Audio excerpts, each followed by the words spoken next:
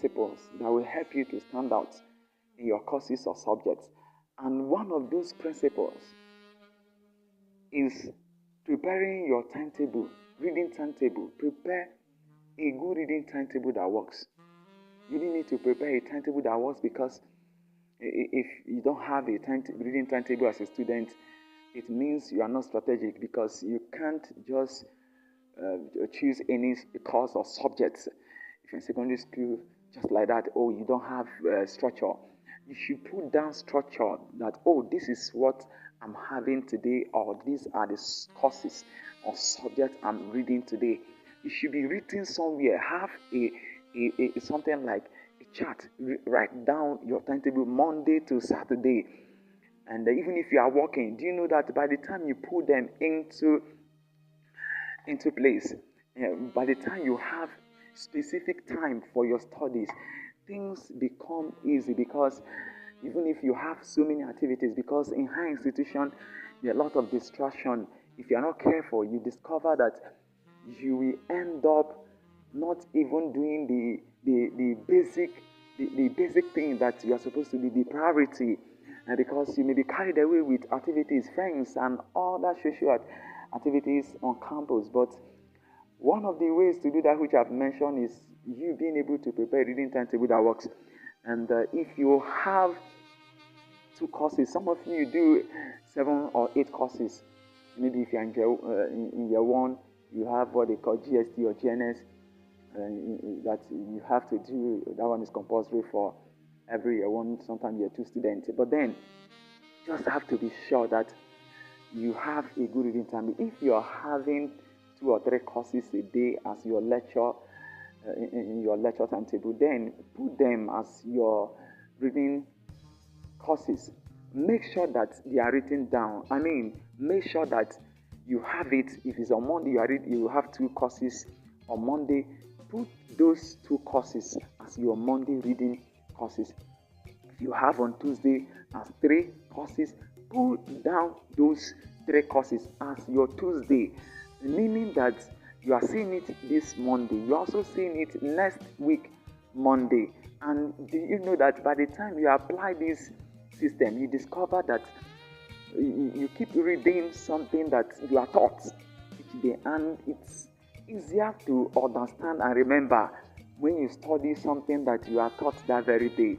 And so by the time you are reading 2 courses a day, sometimes 3 a day, before the end of the week, before Saturday, you must have read your courses twice a week. And if I go with the theory of mastery that has been aligned with you being able to read something 10 times with concentration, and you know it, it's just too perfect, because by the time you are reading your what you have been taught twice a week, you discover that in a month you have read it 4 times. And meaning that, because the semester, most of the time the semester is 3 months, and in 3 months you must have read what you have been taught 8 times. And here come 2 weeks after lectures, where you need to prepare for your exam. You have 2 weeks remaining, and in those 2 weeks you have the first week for you to meet up and to cover up what you have not been able to read. It's not, those 2 weeks are not actually the week for you to start doing all-night reading, to read what you have been learning for 3 months. In 2 weeks, then the question I'll ask you, where is the place of revision? If all you do is just read all through the night, just in 2 weeks, my dear, it's not too okay. It's very dangerous. That is why most of the time you see students, they fall sick during the exam time. That is not actually a good way of doing things. It's not actually the best way to do things, because by the time you start reading on time, it becomes easier and flexible. It becomes so easy for you to be able to have time to read, have time to meditate, have time to recall, have time to compare with what you are learning in your environment.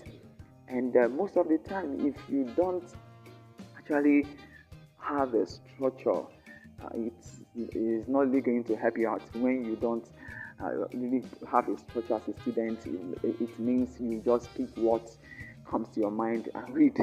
It's not really good. But then I want to say that it's not just enough to prepare a reading timetable. You need to follow up accordingly. Follow it up.